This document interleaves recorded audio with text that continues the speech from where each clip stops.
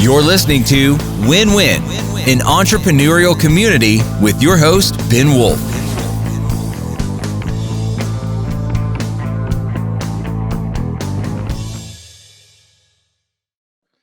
And welcome to Win-Win, an entrepreneurial community. As always, I'm your host, Ben Wolf.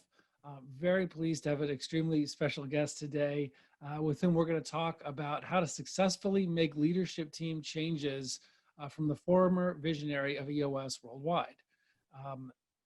Ask you guys to, as always, subscribe, leave a review, make sure that you get access to this in the future. That enables other people to get more access to the content in the future, and that would be awesome. But with that, I want to get into introducing our guest today. I'm very excited. So our guest today is the recent visionary of EOS Worldwide. Was there for 5 years from 2015 until just earlier this year, and currently serves as EOS Worldwide's global ambassador. He's an award-winning speaker, author, and certified EOS implementer. At his company, Achieve Traction, he's the co-author, together with Gino Wickman, the founder of EOS, of Get a Grip, how to get everything you want from your entrepreneurial business. That's an entrepreneurial fable, really cool story. I'll put the link on how to get that in the description and the social media posts. He was, I believe, correct me if I'm wrong here, but the first EOS implementer back in around 2007. You can get more information about him at his, of course, EOS Worldwide, but at his current company and at his longtime company's website, achievetraction.com. And with that, I give you Mike Paton, who I'll call Paton. Welcome. Thanks a lot, Ben. I appreciate it. Thank you. And I appreciate that. And, you know, for those people out there, or those few people who maybe don't know who you are, if you could just give a quick 2-minute background, a quick 2-minute history, like we say at the 90-minute meetings, but quick 2-minute history on kind of where you came from, how you got to be doing what you are now as the global ambassador of EOS Worldwide and being a certified EOS implementer. Yeah, and I'll try not to make this too long, but, you know, I grew up in an entrepreneurial household. My grandparents were teachers. My parents were entrepreneurs.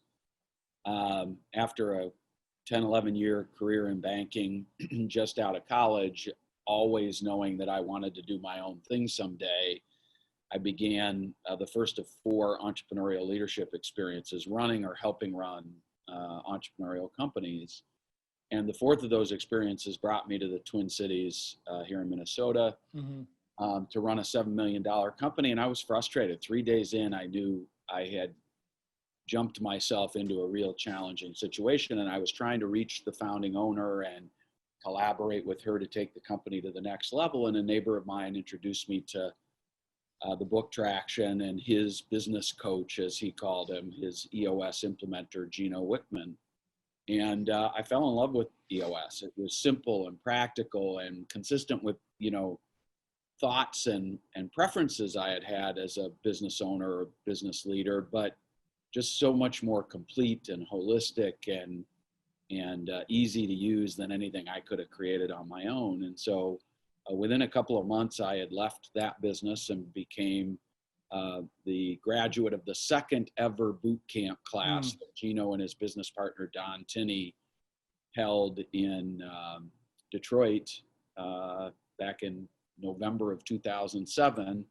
And I was one of 2 people from that class who stuck. My good friend Renee Bohr and I were classmates. Oh, wow. And so the rest is history. I became a professional EOS implementer, hit my numbers, and took good care of my clients and developed a bit of a name for myself. And Gino tapped me on the shoulder 4 or 5 years later and asked if I'd be interested in being considered as his successor in the visionary seat, which was obviously a real honor. And here we are today. Right. And that's really cool. I mean, look, as spending those years as a certified EOS implementer, you did tons of sessions with all of your clients that you mentioned taking care of. I'm curious, when you took on the role of visionary at EOS Worldwide, what did you learn about that was surprising about like entrepreneurship and having a business? I guess from that perspective of being in that role at EOS Worldwide, what did you learn? What was surprising about entrepreneurship? I guess when you got into that seat. Yeah, but so you know, I'll come at that from a kind of a funny angle. At least it's funny to me. Whether your listeners agree or not is up to them. But what I learned is being an expert at implementing EOS in somebody else's business doesn't make it any easier to implement it in your own business, to be perfectly candid with you. I can't tell you how many times Gino, who was EOS Worldwide's leadership team's EOS implementer, would say, Paton, you're just as bad as all our clients. What do you mean I have to repeat the core values speech every quarter? Geez.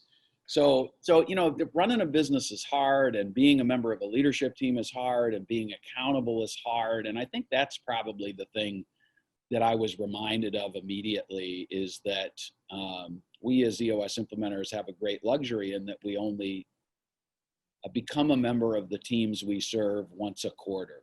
And so, that makes it easier for us to, be open and honest and not worry about having to live with that person that we may have offended for the next 89 days or so on and so forth. And so there is a vast difference between an experience that you have as a part of a leadership team and the experience you have as a helper of the leadership team is probably the biggest lesson. Right. A lot more empathy, I guess, for what's going on with your clients. Yeah. Although several of my clients would argue that that didn't manifest itself in being nicer or more forgiving in the session room. But, right. Still tough on them. That's right. Right. And that is interesting. Obviously, in most other companies, the visionary leader of the organization is usually the owner, the founder, something like that very often. You were in a unique role, and obviously Mark O'Donnell, your successor as Visionary of EOS Worldwide, and also in this unique role of taking over the role of visionary and having a transition in that role, which is less common. What was it like? I guess what was it like transitioning visionaries in a company, EOS Worldwide? Yeah, so I think to answer that question, a listener needs to understand the nature of EOS Worldwide, the organization, at each stage in our visionary tenures, for what it's worth. So when I took over as the visionary from Gino, the visionary role was really the leader of the EOS implementer community, which at the time was 60 professional EOS implementers strong. In 2015. For January 1 of 2015, right. There were about 60 EOS implementers that would come to our quarterly collaborative exchanges and serve clients around the world. And so he was the leader of that community. He was the owner of the IP and the purity of its application within the community. So brand consistency and execution consistency from the brand. When anybody had a question about how to do things the right way, their first call would be to Gino. And in the early days. And so I took over that part of the job. I took over the part of the job that was the classic visionary of trying to imagine what's next and take the company to the next level and overcome obstacles and barriers and those sort of things. Big ideas, big relationships, face of the company promotion, that sort of thing. What happened during my 5-year tenure, a little more than 5 years, is the organization grew exponentially. One of the first things we did is started increasing the number of new implementers eligible to come to boot camp every quarter. And so the community started growing very rapidly. And so it became clear early on that we needed to break that community leadership role out and create a coaching team to lead and service the EOS implementer community. And so that was all happening with me as the visionary. But by the time we got to, let's just say, January of 2019, I was aware that in order to continue as the visionary of the organization, even with that community function being built out beautifully. And where you had coaches. Yeah, we had a full coaching team, some real leaders in our community doing great work serving and meeting the needs of newer implementers or longtime implementers like me who see something in a session room and don't know how to handle it. We need to phone a friend sometimes. Right. And so we built all that out, but the job was just getting bigger and bigger and bigger. And so I reached a point where I realized if I was going to be effective in that visionary role, I had to go full time. And that would have required me to give up my implementer practice, which I had maintained at about half time since taking over as the visionary. And I couldn't do it. I realized that I feel like I'm better at and love to do more my job as a professional EOS implementer than I was at being the visionary of the organization. And so I made the tough decision to step away, gave a year plus notice, and began working to prepare for the transition to the next generation visionary. And so that's how we managed through that whole deal. To answer your original question, the reason we succeeded one visionary for the other is the visionary was working really hard in this organization when I took over. Gino busted his tail every day, and we couldn't transfer the visionary role of the organization to other members of the leadership team because it was such a unique animal. And so it just made sense to transition visionaries. And again, when we made the decision to bring in a next generation visionary, it made sense to do that again. Right. And so in addition to what you said about adding the whole coaching team and the support of the EOS implementers, that changed after you came on board? What other changes were there with you as visionary? Well, we began breaking the growing worldwide community into regional communities as part of a whole. So for example, we now have community leaders in Sydney, Australia, in Denver, representing the Western part of North America. In Detroit, our longtime home base is for people primarily from the eastern half of North America. And we have community leader and builder selected for our European region, headquartered in the UK. Is that Julia? Actually, no, it's actually Dean Braley from the south of England, and seen his name. And Alexander Seeley from the Netherlands. Oh wow! And Julia obviously is an informal leader in the community and a rock star and my very good friend. So certainly she will play a pivotal role as well. Awesome. So that would, I'd say, be the biggest change. And we just recognize that, with 400 people in the community, micro communities are going to form, and we wanted to drive that change and make sure they got treated as well as we all got treated as we were building the first community in Southeast Michigan 100 years ago. Right. And what's, I guess I'm curious, what's different in the transition from you to Mark O'Donnell, the new visionary? Like what's different now, I guess, about that transition, and how did you manage that? Yeah, so what's different about the role is that there's nothing related to EOS implementation owned by the visionary on our accountability chart anymore, even though Mark is a world-class certified EOS implementer. And he's a head coach, or he was. I don't know if he still is. He's the former head coach. And so he would have been qualified for that part of the job had we made the structure first, people second decision to structure it that way. But using the structure first, people second approach to building out the accountability chart, what we decided was community leadership is already a seat held by my good friend and longtime business partner, CJ Dubé, on the EOS Worldwide leadership team, and the head coach and recruiting and matching implementers with prospective clients. All those functions exist comfortably under CJ's direction. And so the visionary for the organization of the future is one that's focused exclusively on extending the reach of this organization and helping EOS Worldwide grow through opportunities we haven't yet imagined.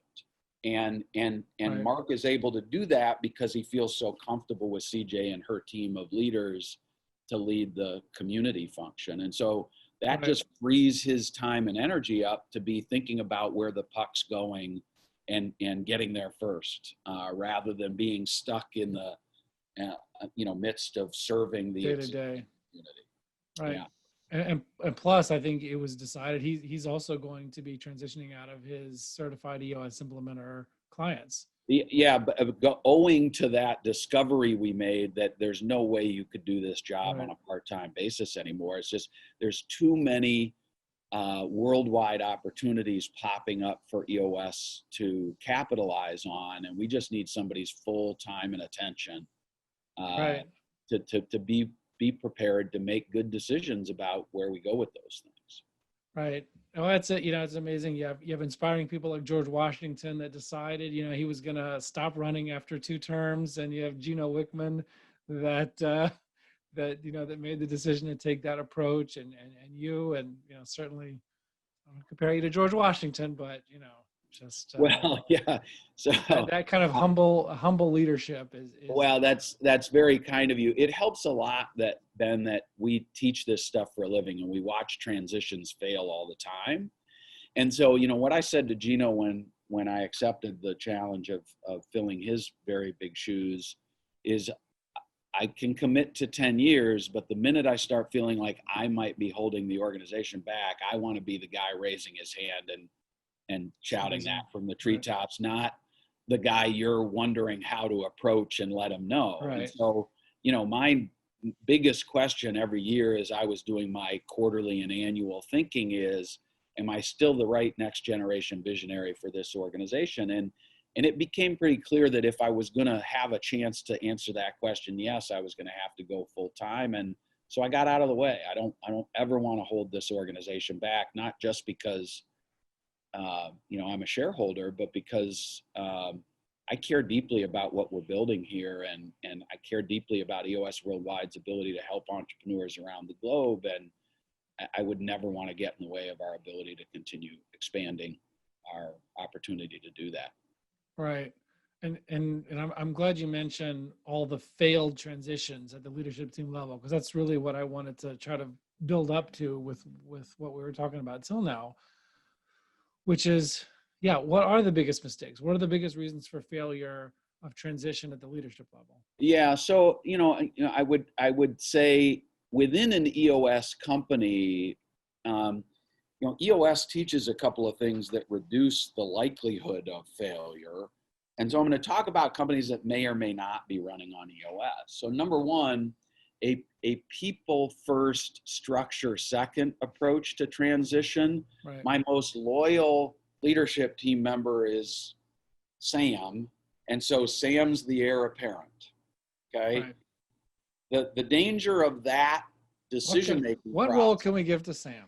Yeah, the danger of that decision-making process is what Sam loves to do and is great at might not be the same as what the organization needs from whatever seat you're vacating. And so loyalty is only one component. Friendship is only one component. You need somebody who fits the culture of the organization for sure. And if you're doing an internal transition, generally that's true. But where that kind of maneuver breaks down is when the job and the skill sets and passions of the person don't match. And I see that happen a lot. Right. And, it's a thing, right? It's the Peter principle. You promote someone beyond their useful ability to contribute to the organization, and they go from being a key asset to the company to holding it back. That's not good for the person, and it's not good for the organization. Right. And as we're talking, I know we talked about this. If you could think of any clients you've dealt with or any examples, that would be great. I guess whether on the positive or on the negative side. I'm going to aggregate client stories into an amalgam of examples because I don't ever want to give away some client secret. Yeah, but for sure. The most frequent example of this happens in the sales management, marketing and sales management leadership seat, where you have a solid individual contributor, well liked by the clients, well respected by the other salespeople, get promoted into a sales management seat, and that fails with alarming regularity because the skills and assets of a great individual salesperson or new business developer or account manager, whatever you want to call it, the attributes of that kind of person are often very different than the attributes of somebody who drives accountability of other people like them. Right. So that would be the most common specific example. Right. Any other big things that come to mind? So we talked, you mentioned about taking a people first, structure second kind of approach. Yeah. Any other big things that are the big mistakes people make in changes in leadership team? Yeah, and it is an over-reliance, Ben, on what somebody has done to get you where you are, and an under-reliance on what you're going to need in your organization for the next 5 to 15 years. And so, Right. when you work with entrepreneurial organizations, they're growing rapidly enough that most of the leadership team is unfamiliar with the kind of company they plan to be 5 years from now. Right. And so that gets scary pretty quick when all of a sudden the leadership team's sitting around thinking to themselves, what would a company that has 500 employees do in this situation? And the biggest company you've ever been affiliated with had 100 employees. And so specific example there is a client that was growing rapidly organically, was well funded because they were very profitable, and they had interest from investors who were willing to help them engage in a roll-up strategy to acquire other regional providers. And they had a world-class controller as the owner of their finance seat, really strong tactically, totally fit the culture, really good. And they started feeling like they needed a next generation CFO. And, they ultimately made the right decision, but the hardship that they were enduring is this controller had earned the opportunity to grow into that role. Right. But at the end of the day, when it became clear that you might be merging 4 or 5 organizations over the next 5 years into this company, and we need somebody with experience doing that and managing multiple sets of books for a period of the year until we can put, the controller finally said, I'll tell you what, I'd love to learn from the person we hire for that role so that 5 years from now, I'm ready to take that role myself. But right now, I don't know how to do that. And I think the organization needs somebody who's already done that at least once. And so those are the kinds of tough decisions that are easier when the person himself or herself says, I'm not qualified for the job. It's really hard when you're the integrator or the visionary and you've got to have that conversation with an employee that you love. Right. Right. It's that phrase that not just what got, not just what got you here is not going to get you there, but also who got you here is not necessarily. That's exactly right. Somebody on the team, it's so helpful when a team of 5 people is IDSing an issue and only one person has experience with that kind of issue before. And that person says, well, at ABC company, we dealt with the same thing and we chose between these 3 options and we chose this for this reason, but all 3 are valid. What do you guys want to do? And when you have that conversation, what I love to say is if the first thing you do when you're trying to figure out what to do in that situation is Google the subject matter, that's a problem. Right. Well, that actually gets into one of my big themes now. I don't know. I don't remember if in any of our emails or conversations that I mentioned this. I'm working on a book on fractional leadership because, as you know, it's a great tool, and there's a limit to. I'm actually having a conversation with Damon Neth, who wrote a book on one of the certified EOS implementers that wrote a book on a related topic.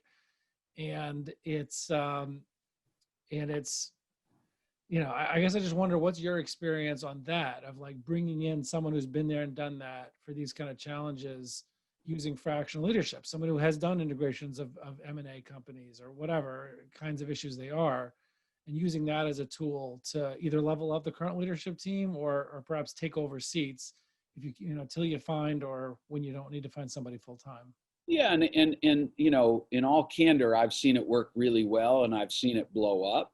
What we talk about a lot is, all things being equal, if you can afford a next generation leader who commits for a long period of time, fits your culture beautifully, and is going to meet the needs of the organization in their position for, 5 to 10 years, that's the right option. Right. An entrepreneurial company is often bootstrapped, and so you don't have the net profit or the capital to deploy for an executive that's a couple of pay grades above what you're used to.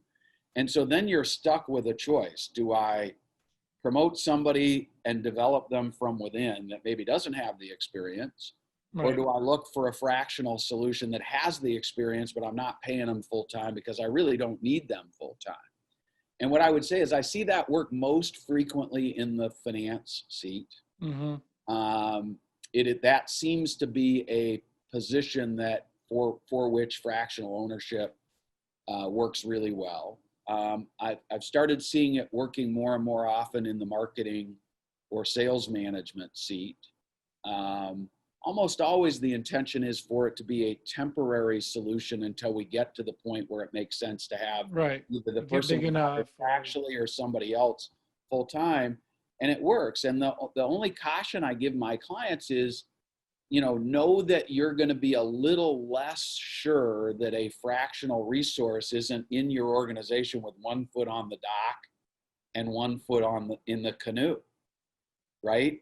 And so there's nothing wrong. Can you unpack that a little bit more? What you're saying? Yeah. What I mean is, one of the most common things you'll hear a visionary say is, "I want somebody who's all in," right? That I can count on them. And when the going gets tough, they're not just gonna, pack their toothbrush up and never come back to my apartment, right? It's a marriage when it's a leadership team member versus a serious dating live-in relationship. Shacking up. That's what I mean by that. And so what I believe is that both parties need to be able to talk into that concern, so it becomes a topic of conversation, not this, unspoken worry. And when those conversations happen, then you can find a fractional relationship where the person is completely transparent with you about what they're thinking, and you can be transparent with them about what, worries or concerns or signs you're seeing that are problematic. And then it's just an issue. But if you're so afraid that you don't bring it up, it doesn't work particularly well. Right.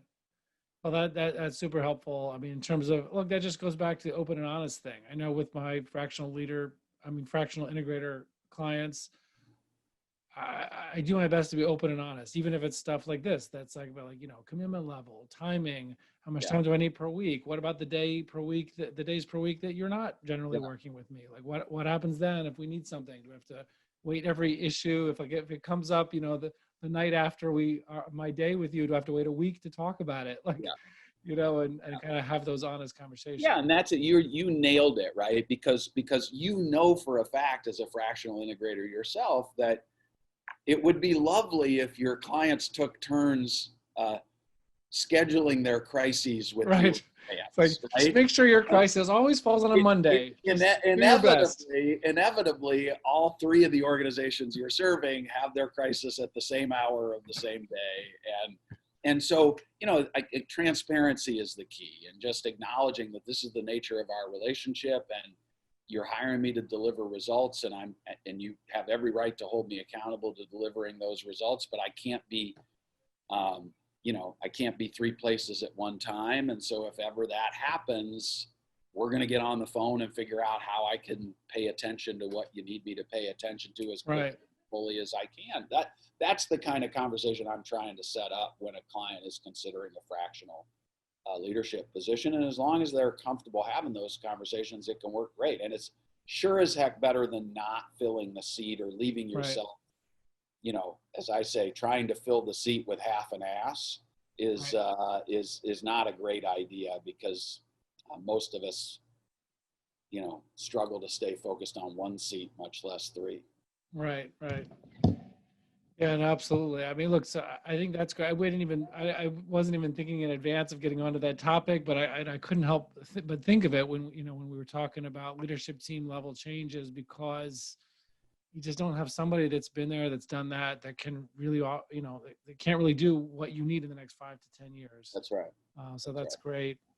And look, it's great what what you were able to share about changes at the leadership team level, even the highest level, CEO. Maybe the CEO says, kind of like with the Visionary, the CEO says, I really need to bring in another CEO. Like, I own this company. It's great, but I can't lead a $50 million company. I've just never done it before. And I don't think I'm going to do ourselves justice. I'm not going to do myself justice. Yeah. And that's, again, the advantage of being a professional EOS implementer is I'm counseling leaders all the time who are struggling with letting go of their authority and responsibility in the organization when it's clear to the rest of the leadership team that they're beyond their capacity.